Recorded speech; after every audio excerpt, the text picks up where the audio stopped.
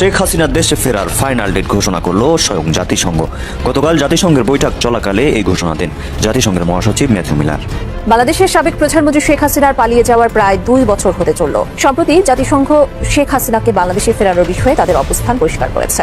বাংলাদেশের কার্যক্রম নিষিদ্ধ থাকা দল আওয়ামী লীগের বেশ কয়েকজন নেতা দাবি করেছেন ২৪শে জুলাই হত্যাকাণ্ড নিয়ে জাতিসংঘের তদন্ত প্রতিবেদন এবং জাতিসংঘ মানবাধিকার বিষয়ক হাই কমিশনার ভলকার তুর্কের বিরুদ্ধে আন্তর্জাতিক অঙ্গনে কোমর বেঁধে নামার প্রস্তুতি নিয়েছে। হাতে সময় মাত্র ১ মাস। কেন বলা হচ্ছে ১ মাসের বেশি টিকবে না এই সরকার? আজ আমরা টেনে খুলে ফেলব সেই রহস্যময় মুখোশ, উন্মোচন করব দিল্লির সেই গোপন নীল নকশা। যদি পদত্যাগপত্র দেখাতে না পারেন তাহলে তো শেখ হাসিনাই প্রধানমন্ত্রী, শেখ হাসিনাই তো বৈধ প্রধানমন্ত্রী, তিনি তো পদত্যাগ করেনি, বাকি সব প্রক্রিয়া অবৈধ। পদত্যাগপত্রটা দেখাতে হবে। এখন পদত্যাগ করেন নাই, এটা কিন্তু চুক্তি আগেই বলেছে। তোলপাড় শুরু হয়েছে একটা বিষয় নিয়ে। কি বিষয়? গতকাল রাতেই নাকি শেখ হাসিনার সাথে নরেন্দ্র মোদীর সাক্ষাৎ হয়েছে। ভারতীয় অনেক মিডিয়া এবং বাংলাদেশের সোশ্যাল মিডিয়ার মধ্যে অনেকে এই বিষয়টা নিয়ে আলোচনা শুরু করে দিয়েছে এবং গুঞ্জন শুরু হয়েছে এই বিষয়টা নিয়ে। আসসালামু আলাইকুম প্রিয় দর্শক, নতুন একটা ভিডিওতে সবাইকে স্বাগতম। তো ইতিমধ্যে আপনারা অনেকগুলো ভিডিওর অংশবিশেষ দেখেছেন, তো দেখে নিশ্চয়ই বুঝতে পেরেছেন যে ভিডিওটা আসলে কতটা গুরুত্বপূর্ণ এবং আকর্ষণীয় হতে চলেছে। তো চলুন কথা না বাড়িয়ে সম্পূর্ণ ভিডিওটা দেখে আসি। দেখার আগে বলবো, যারা আমাদের চ্যানেলটি এখনও পর্যন্ত সাবস্ক্রাইব করেননি দয়া করে সাবস্ক্রাইব করে দিন। যারা ইতিমধ্যেই সাবস্ক্রাইব করে দিয়েছেন তাদের অসংখ্য ধন্যবাদ। তো প্রিয় দর্শক, চলুন কথা না বাড়িয়ে একটি লাইক দিয়ে সম্পূর্ণ ভিডিওটা দেখে আসি। প্রিয় দেশবাসী, আসসালামু আলাইকুম। আওয়ামী লীগ নিষিদ্ধ করেছে। আওয়ামী লীগ নিষিদ্ধ করবার কোনো অধিকার এই অবৈধ ক্ষমতা দখলকারীদের নাই। অবস্থায় একটা দেশ চলতে পারে না। মিথ্যা মামলা দিয়ে হয়রানি করে মিথ্যা মিথ্যা সাজা দিলে সেটা সাজা না। দরকার এই মামলা আন্তর্জাতিক আদালতে দিয়ে যাচাই করে দেখবো যে কীভাবে তারা সাক্ষী নিল, কীভাবে তারা মামলা করলো, কতটুকু এর মধ্যে যৌক্তিকতা আছে। তারা কিছু দেখাতে পারবে না। খুব লম্বা লম্বা কথা বলছিল, আমার মামলা আন্তর্জাতিক আদালতে নেবে। যেখানে যত আদালতে নিয়েছে সেগুলি খারিজ হয়ে গেছে। এটা শুধু হেয় প্রতিপন্ন করা, একটা বদনাম করানো যে ১৪০০ লোক আমি হত্যা করেছি। আজ পর্যন্ত ১৪০০ লোকের কোনো তালিকা দিতে পেরেছে? দেখাতে পেরেছে? দেখাতে পারবে না। যত হত্যাকাণ্ড ওই খুনি ইউনূস এবং তার দোসর জামাত বিএনপি এরা মিলেই করেছে। এটা হলো বাস্তবতা। আমরা কোনো হত্যা করিনি। পুলিশ মারবে, পুলিশকে পড়াবে, আগুন দিয়ে পড়াবে, পুলিশ অ্যাকশন নেবে, তার সাথীকে বাঁচাতে যাবে, এটা খুব বা নিজে বাঁচতে যাবে। এটা তো এখন এই ইউনূস ক্ষমতায় থাকতে তো পুলিশ কমিশনার নিজেই বলেছে। তাহলে আবার শাস্তি হয় কীভাবে, বিচার হয় কীভাবে? আর আমি ক্ষমতায় থাকতে আন্দোলনকারীদের হত্যা করেছি, এই বিচার যদি হয়, এই জিয়াউর রহমানের আমলে যত হত্যাকাণ্ড হয়েছিল, এরশাদের আমলে, খালেদা জিয়ার আমলে, সবারই বিচার করতে হবে, সবাই বিচার হবে। ইউনূস চলে গেছে, এক ফ্যাসিস্ট গেছে, এখন আর একজন গ্রেনেড হামলায় আসামি, দুর্নীতির দায়ে আমেরিকার FBI এসে যার বিরুদ্ধে সাক্ষী দিয়ে গেছে, মামলাটা করেছিল ২০০৭ সালে তত্ত্বাবধায়ক সরকার। সেই মামলায় সাজাপ্রাপ্ত আসামি 10টার অস্ত্র চোরা কারবারি, সেই জামাতের মতিউর রহমান নিজামী এবং এই তারিক জিয়া সহ বাবররা সব এখানে আসামি, সেখানে সাজাপ্রাপ্ত। আজকে আমি দেখতে পাচ্ছি যে যারা খুব দুর্নীতিবাজ হয়, সাজাপ্রাপ্ত হয়, তাদেরই জন্য কপাল খুলে যায়, তারাই আসে ক্ষমতায়। আওয়ামী লীগের নেতা কর্মীদের বিরুদ্ধে মিথ্যা মামলা, শুধু মিথ্যা মামলা না, মামলার রায়ও হয়ে যাচ্ছে চটপট। হত্যার রায়, খুনের রায় এত দ্রুত হয় এটা বোধহয় কেউ দেখেনি। আর বাংলাদেশে যে বিচার বিভাগ এইরকমভাবে অস্ত্র শস্ত্র লাঠি সোটা নিয়ে, রামদা চাপাতি চাইনিজ কুড়াল নিয়ে চিফ জাস্টিস থেকে শুরু করে 29 জন জজকে পদত্যাগে বাধ্য করেছে, আর যাদের বাধ্য করতে পারেনি তাদের চাকরি থেকে বের করে দিয়েছে। কেন? এখান থেকেই তো বোঝা যায় যে কত বড় ধোঁকাবাজি করে মানুষকে বোকা বানিয়ে আজকে এই ঘটনাটা করে দেশের সর্বনাশটা করে দিয়েছে। আজকে অর্থনৈতিক অবস্থা চরম বিপর্যয়, ঋণের বোঝা মানুষের কাঁধে, নিরাপত্তা বলে কিছু নেই মানুষের জীবনে, সামাজিক নিরাপত্তাও বন্ধ, টিকা দিতে পারে না, টিকা ক্রয় করা হয়নি, টিকার অভাবে শত শত শিশু প্রতিনিয়ত মারা যাচ্ছে, এ নিয়ে মাথা ব্যথা নেই। এইরকম একটা দুর্বিষহ অবস্থা চলছে। আজকে যখন দেখি আমার দেশের মানুষ এভাবে কষ্ট পাচ্ছে, প্রতিনিয়ত মায়ের কোল খালি হচ্ছে। হ্যাঁ, আমাকে চায়নায় এক দফা দিয়েছিল সবকিছু মানে, কিন্তু আমি মানুষের এই কষ্ট তো দেখা যায় না। যে আমি ফিরে আসবো, খুব দ্রুতই আমি ফিরে যাবো। হ্যাঁ, আমাকে ফাঁসির হুকুম দেওয়া হয়েছে। আমি বলবো হ্যাঁ, আপনারা ফাঁসি যে কোথায় দেবেন রেডি করেন, কোন জেলে রাখবেন সেটাও তৈরি করেন, আমি সময় হলে ফিরে আসবো। যদি আমার পাসপোর্ট বন্ধ, আমার মুভমেন্ট বন্ধ, আমি বলবো আমার পাসপোর্ট চালু করে দিতে হবে যেন আমি ফিরে আসতে পারি, অথবা যে প্লেনে করে আমাকে এখানে রেখে গেছে সেই প্লেন পাঠান, আমি চলে যাচ্ছি। আমি মানুষের পাশে দাঁড়াবো, আর মানুষের পাশে দাঁড়ানোর জন্য যদি আমাকে ফাঁসি কাষ্ঠেও ঝুলতে হয়, হ্যাঁ, আমি মানুষের জন্য সেই ত্যাগ স্বীকার করতে সবসময় প্রস্তুত।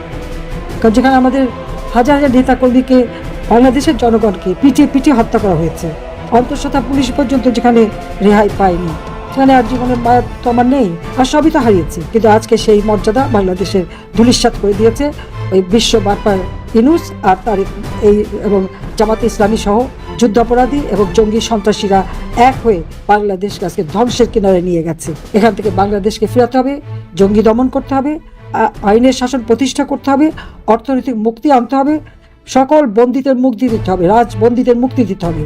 আজকে আমাদের সকল দেশবাসীকে সোচ্চার হতে হবে যে কেন রাজবন্দীদের মুক্তি দেওয়া হয় না। 10টা 15টা 100টা মামলা দিয়ে, কয়েকটা জামিন দিয়ে একটি মামলা দিয়ে আটকে রাখা হচ্ছে, হাতে হ্যান্ডকাপ, ডান্ডাবেরি পড়ানো হচ্ছে। কিসের জন্য? এটা জেল কোডও মানা হচ্ছে না। কাজে এই জন্য সবাইকে সোচ্চার হওয়ার জন্য রাজবন্দীদের মুক্তি চাই এবং আমরা গণতন্ত্র ফিরে চাই। এবং মানুষের যে আজকে ভাত কাপড়ের অভাব, সেই ভাতের অভাব, ওষুধের অভাব, চিকিৎসার অভাব, শিক্ষার অভাব, সমস্ত জায়গায় দলীয়করণ করা হয়েছে। সেগুলি সব বন্ধ করে আবার নিয়ম শৃঙ্খলা ফিরিয়ে আনে দেশের মানুষের ভাগ্য পরিবর্তন করতে হবে এবং সেটা ইনশাল্লাহ একমাত্র আওয়ামী লীগই পারে, আওয়ামী লীগই করবে। মানুষের পাশে আওয়ামী লীগ সবসময় আছে। এটা আওয়ামী লীগ সংগঠন, জনগণের সংগঠন।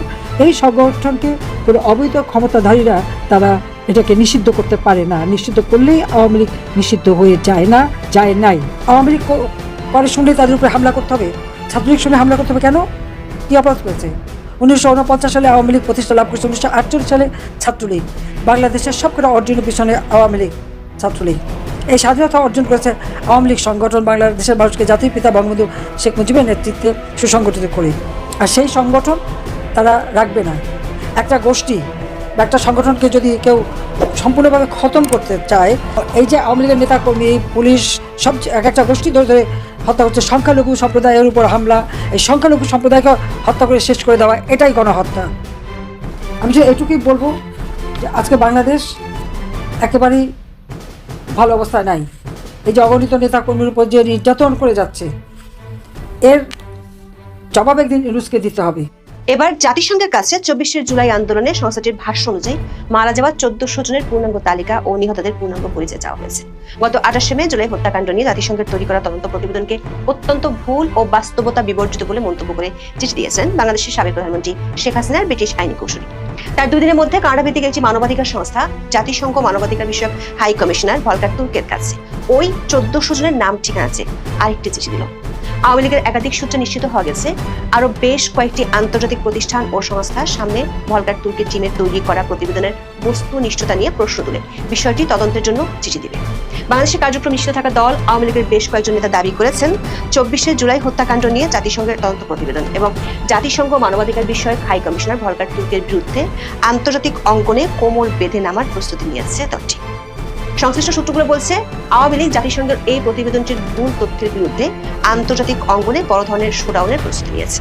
গত প্রায় 1 বছর ধরে 5টি ধাপে তারা এই প্রক্রিয়া কাজ করছে, যার অংশ হিসেবে ভলকার তুর্কের কাছে চিঠি দিয়েছে।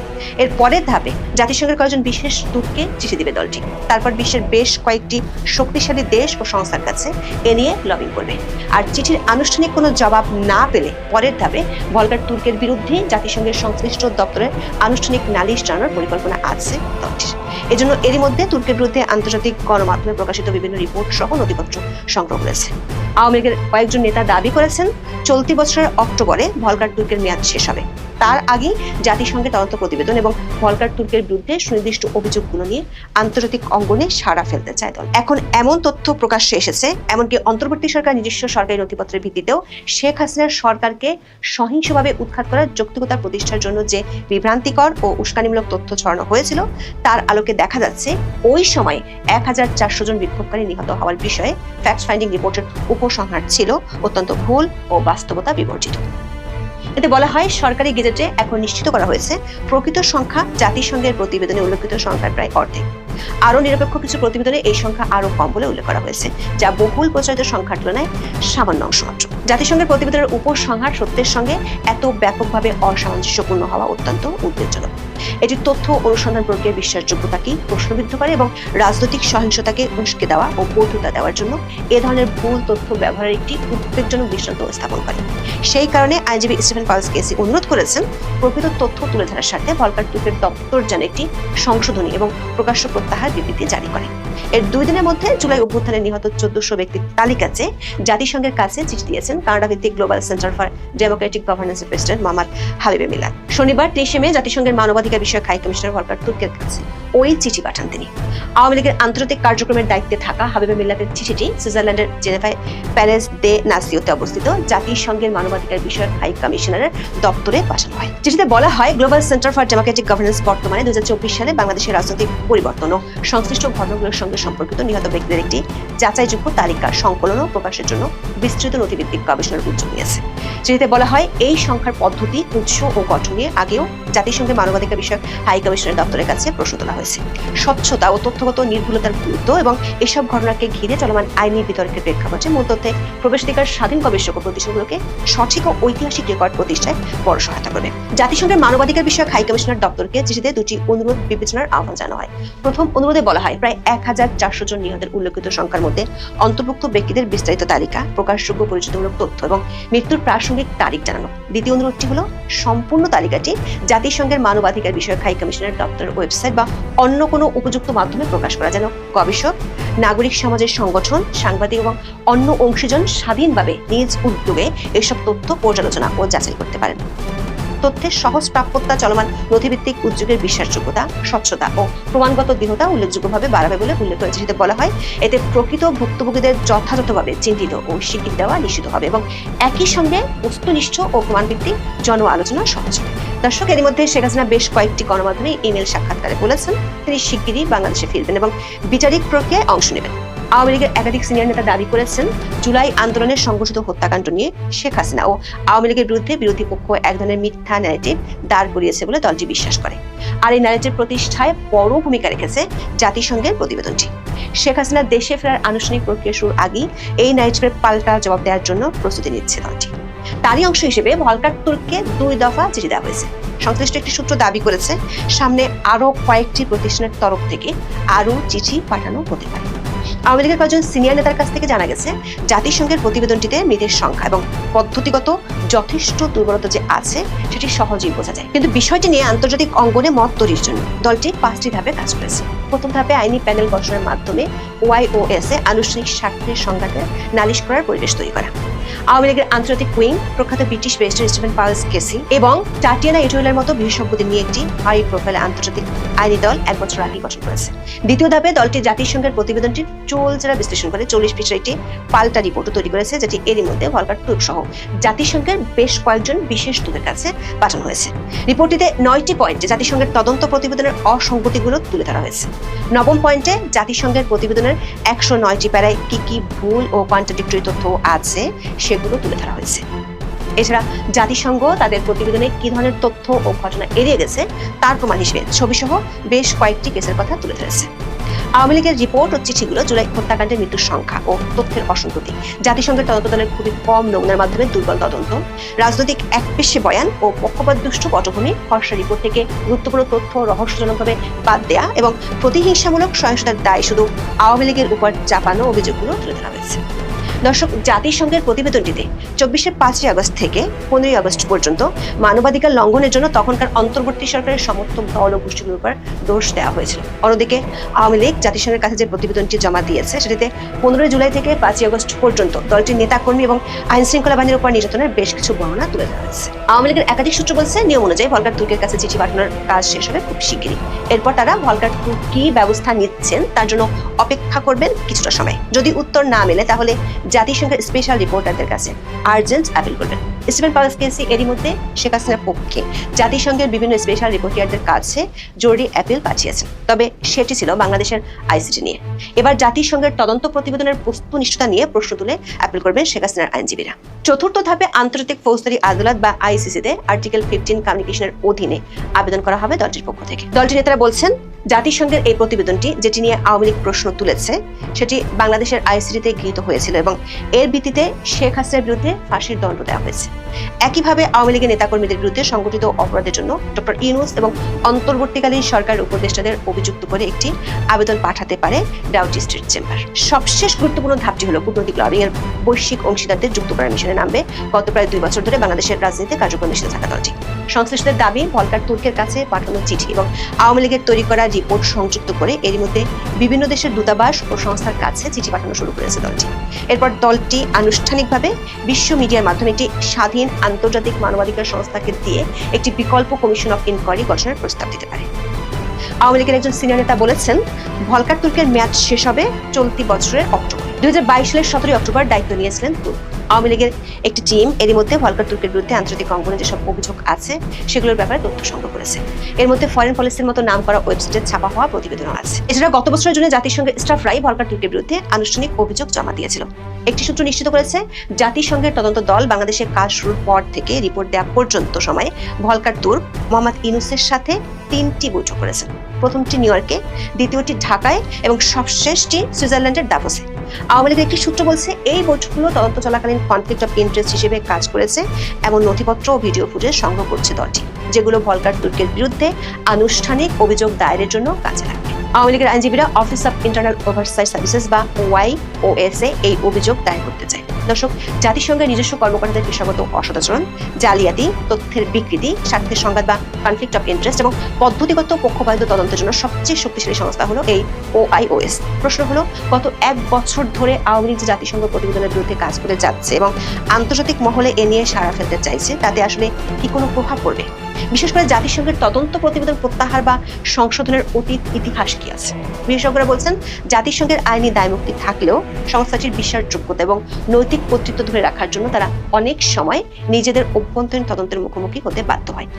যদি শেখ হাসিনার আইনজীবী বা আওয়ামী লীগের পক্ষ থেকে OIOS বা অন্যান্য বিশ্বস্ত মাধ্যমে অকাট্য তথ্য প্রমাণ সরবরাহ করা যায় যে জাতিসংঘের রিপোর্টটিতে জালিয়াতি করা হয়েছে বা রাজনৈতিক উদ্দেশ্যে সত্য গোপন করা হয়েছে, তবে এর বেশ কিছু তাৎপর্যপূর্ণ পরিণতি হতে পারে, যেমনটা হয়েছিল 2009 সালে গোল্ডস্টোন রিপোর্টের ক্ষেত্রে, যেটি এখনো পর্যন্ত জাতিসংঘের মানবাধিকার পরিষদের ইতিহাসে সবচেয়ে বিতর্কিত এবং ব্যাপক আলোচিত রিপোর্টগুলোর মধ্যে একটি। যদিও জাতিসংঘের রাজনৈতিক জটিলতার কারণে পুরো রিপোর্টটি আনুষ্ঠানিকভাবে বাতিল করা হয়নি, কিন্তু ওই ঘটনার পর বিশ্ব দরবারে গোল্ডস্টোন রিপোর্টের আইনি ও নৈতিক গ্রহণযোগ্যতা চিরতরে শেষ হয়ে যায়। আবার রাজনৈতিক বোঝাপড়ার কারণে জাতিসংঘ যে এক পেশে রিপোর্ট দেয় সেটিরও প্রমাণ আছে ইতিহাসে। যেমন জাতিসংঘ রাজনৈতিক ও অর্থনৈতিক ব্ল্যাকমেইলিং এর শিকার হয়েও তাদের রিপোর্ট সংশোধন করতে বাধ্য হয়েছিল, যার একটি প্রকৃষ্ট উদাহরণ 2016 সালে সৌদি আরব ও ইয়েমেন সংকটে। 2016 সালের জুন মাসে জাতিসংঘের তৎকালীন মহাসচিব পান কি মুন ইয়েমেনে শিশু অধিকার লঙ্ঘনের দায়ে সৌদি নেতৃত্বাধীন মার্কিন সমর্থিত সামরিক জোটকে কালো তালিকাভুক্ত করেছিলেন। রিপোর্টে অভিযোগ ছিল, জোটের বিমান হামলায় শত শত শিশু মারা গেছে, কিন্তু মাত্র 1 সপ্তাহের মাথায় পান কি মুন অত্যন্ত অপমানজনকভাবে সৌদি জোটের নাম ব্ল্যাক লিস্ট থেকে অস্থায়ীভাবে সরিয়ে দিতে বাধ্য হন। এখন দেখার বিষয়, আওয়ামী লীগ জাতিসংঘের রিপোর্ট এবং ভলকার তুর্কের বিরুদ্ধে যে আন্তর্জাতিক ওয়ারে নেমেছে সেটির পরিণতি কি হয়। দর্শক, গত 12 ফেব্রুয়ারি যে ত্রয়োদশ জাতীয় সংসদ নির্বাচন হলো, সেখানে আওয়ামী লীগ বিহীন নির্বাচন হলো। আওয়ামী লীগের যে থিওরিতে আমরা 2024 সর্বশেষ আমিডামির নির্বাচন দেখেছিলাম, সেই একই থিওরিতে 12 ফেব্রুয়ারি নির্বাচন হলো। এটাও এক ধরনের আমিডামির নির্বাচন, কারণ বড় দল বিএনপিকে বাদ দিয়ে নির্বাচন যদি অগ্রহণযোগ্য হয়, তাহলে বড় দল আওয়ামী লীগকে বাদ দিয়ে কিভাবে গ্রহণযোগ্য হয়, এই বিতর্ক তো রয়েছেই। সেই বিতর্কে আমরা যেতে চাই না, কিন্তু সেখানে একটা বড় বিতর্ক ছিল যে আওয়ামী লীগকে বাদ দিয়ে নির্বাচন করা হচ্ছে, আওয়ামী লীগকে অংশগ্রহণ করতে দেয়া হয়নি। কিন্তু নতুন একটা চমক জাগানো মন্তব্য এবং তথ্য দিয়েছেন দৈনিক মানবজমিনের সম্পাদক মতিউর রহমান চৌধুরী। তিনি দাবি করেছেন ভিন্ন, সেই ভিন্ন দাবিতে আমরা ভিন্ন কথা দেখছি। সরকার আওয়ামী লীগকে নির্বাচন করতে দেয়নি, এটা নাকি সত্য কথা নয়। তাহলে সত্য কোনটা? কোন সত্য বেরিয়ে আসছে এখন? ছাইচাপা আগুনগুলো ক্রমেই কি বেরিয়ে আসছে? 12 ফেব্রুয়ারি নির্বাচনে আওয়ামী লীগকে অংশগ্রহণ করতে দেয়া হয়নি, তাদের কার্যক্রমের উপরে নিষেধাজ্ঞা ছিল, তাদের নিবন্ধন স্থগিত করা হয়েছে, এই ব্যাপারগুলোতেই আমরা জানি। এবং পরবর্তীতে বিএনপি সরকার আসার পরে আওয়ামী লীগের উপরে যে কার্যক্রম নিষেধাজ্ঞা, সেটা আরও দীর্ঘায়িত করার জন্য প্রফেসর ইউনূসের যে অধ্যাদেশ, সেই অধ্যাদেশ তারা পাশ করে নিয়েছে। সুতরাং আওয়ামী লীগের এই যে আওয়ামী লীগের বিরুদ্ধে যে কার্যক্রম, সেই কার্যক্রমগুলো অব্যাহত রয়েছে। প্রফেসর ইউনূস সরকার যেভাবে চালাচ্ছিলেন, বিএনপি সরকারও সেইভাবেই চালাচ্ছে। ঠিক সেই মুহূর্তে এই প্রশ্ন উঠেছে যে আওয়ামী লীগকে সরকার নির্বাচনে অংশগ্রহণ করতে দেয়নি, এই কথাটা সত্য নয়, এটা মিথ্যা কথা। সত্য কথা হচ্ছে আওয়ামী লীগ নিজেই নির্বাচনে অংশগ্রহণ করতে চায়নি। এরকম ভয়াবহ একটা মন্তব্য করেছেন, বক্তব্য দিয়েছেন মতিউর রহমান চৌধুরী, মানবজমিনের সম্পাদক। ইত্তেফাকের এই ফটোকার্ডটা দেখে নিন। সেখানে বলা হচ্ছে, আওয়ামী লীগকে নির্বাচনে আনার চেষ্টা আগে হয়েছিল, পার্শ্ববর্তী দেশ চেয়েছিল আওয়ামী লীগ নির্বাচনে যাক, কিন্তু শেখ হাসিনা কোনোভাবেই রাজি হননি। বোঝা গেল কথাটা বোঝা গেল এভাবে যে সরকার যে আওয়ামী লীগকে নির্বাচনে অংশগ্রহণ করতে দেয়নি, এটা সত্য কথা নয়। প্রকৃত অর্থে ভারতও চেয়েছিল আওয়ামী লীগ নির্বাচনে অংশগ্রহণ করুক, ভারত চাপও দিচ্ছিল, কিন্তু শেখ হাসিনা নির্বাচনে অংশগ্রহণ করতে চাননি নিজে থেকেই। এটা মতিউর রহমান চৌধুরীর বক্তব্য। আর মতিউর রহমান চৌধুরী খুব একটা যে উল্টাপাল্টা কোনো তথ্য দেন সেটা এখন পর্যন্ত আমাদের চোখে পড়েনি। তাহলে সত্য যদি এটা হয়, তাহলে প্রফেসর ইউনূস সরকারের যে হ্যাডাম আমরা দেখেছি, তারা হ্যান করেঙ্গা ত্যাং করেঙ্গা, এই যে হ্যাডাম আমরা দেখেছি, সেই হ্যাডামের অনেকখানি কিন্তু খর্ব হয়ে যায়। সেই হ্যাডামগুলো শুধুমাত্র মৌখিক হ্যাডাম হিসেবে এখন আমাদের সামনে প্রতীয়মান হবে। কারণ শেখ হাসিনাকে তিনি অংশগ্রহণ করতে দেননি নির্বাচনে, এটাই তো আমরা জানতাম। কিন্তু মতিউর রহমান চৌধুরী বলছেন যে ভারতও চেয়েছে আওয়ামী লীগ অংশগ্রহণ করুক, এবং বাংলাদেশ সরকারের পক্ষ থেকে, ইউনূস সরকারের পক্ষ থেকেও চাওয়া হয়েছে আওয়ামী লীগ অংশগ্রহণ করুক, কিন্তু শেখ হাসিনা নিজেই অংশগ্রহণ করতে চাননি। শেখ হাসিনা চেয়েছেন তাদেরকে ছাড়া একটা নির্বাচন হোক, এবং সেই নির্বাচন হওয়ার ফলেই যেটা হবে সেটা হচ্ছে যে প্রফেসর ইউনূস যে বারবার শেখ হাসিনার আমলের নির্বাচনকে বিতর্কিত করেছেন, সেই সমালোচনাটা তাদের উপরে গিয়েও পড়বে। শেখ হাসিনা এবং আওয়ামী লীগ খুব সহজেই বলতে পারবে যে আমরা বিএনপিকে ছাড়া যে নির্বাচন করেছি সেটা যদি বিতর্কিত হয়, তাহলে আওয়ামী লীগকে ছাড়া নির্বাচন সেটাও বিতর্কিত। সুতরাং আমাদেরকে দোষ দিলে তোমরা একই কাজ করেছো, তোমরা সাধু সন্ন্যাসী না। এই অপশনটা তৈরি করার জন্যই মূলত শেখ হাসিনা নির্বাচনে অংশগ্রহণ করেননি। এবং শেখ হাসিনা এটাও জানতেন যে আওয়ামী লীগকে নির্বাচনে অংশগ্রহণ করতে দেয়া হলেও সেটা দেওয়া হবে নামমাত্র, এবং নামমাত্র নির্বাচনে অংশগ্রহণ করতে দিয়ে এমনভাবে নির্বাচনের কার্যক্রম সাজানো হবে যেন আওয়ামী লীগ কোনোভাবেই 2-4টার বেশি আসন না পেতে পারে, এবং সেটা প্রমাণিত হয় যে আওয়ামী লীগের অস্তিত্ব বাংলাদেশের শেষ। সেরকম পর্যায়ের মুখোমুখি শেখ হাসিনা হতে চাননি, এই কারণে তিনি নির্বাচনে অংশগ্রহণ করেননি, এরকম বক্তব্য বোধ হয় এই যে আসতে শুরু করলো মতিউর রহমান চৌধুরীর মুখ দিয়ে, এই ব্যাপারগুলো এখন প্রতিষ্ঠিত হতে শুরু করবে। কারণ অনেকদিন আগে থেকেই আমরা কিন্তু এই আলোচনা শুনছিলাম যে শেখ হাসিনাকে নির্বাচনে অংশগ্রহণ করতে দিলেও তিনি নির্বাচনে অংশগ্রহণ করবেন না, তার সঙ্গে বহু রাজনীতি জড়িত রয়েছে, এমনকি ভারতের অনুরোধেও শেখ হাসিনা রাজি হননি। সেই কথা মতিউর রহমান চৌধুরী যখন বলছেন, তখন যে বিশ্লেষণটা করলাম, যে কারণে শেখ হাসিনা নির্বাচনে অংশগ্রহণ করতে চাননি, সেটাই বোধহয় তিনি চেয়েছেন, এবং সেটা প্রতিষ্ঠিত করতে চেয়েছেন যেন তার সরকারের ওপরে যে সমালোচনা, সেই সমালোচনার তীরটা অনেকখানি নষ্ট হয়ে যায়। তো প্রিয় দর্শক, আশা করছি সম্পূর্ণ ভিডিওটা মনোযোগ দিয়ে দেখেছেন। দেখে কি বুঝলেন, কি জানলেন, আপনাদের গুরুত্বপূর্ণ মতামতগুলো আমাদের কমেন্ট বক্সে জানিয়ে দিন। পারলে ভিডিওটা শেয়ার করে অন্যকে দেখার সুযোগ করে দিন। আবারও বলছি, যারা আমাদের চ্যানেলটি এখনও পর্যন্ত সাবস্ক্রাইব করেননি, দয়া করে সাবস্ক্রাইব করে দিন। যারা ইতিমধ্যেই সাবস্ক্রাইব করে দিয়েছেন তাদের অসংখ্য ধন্যবাদ।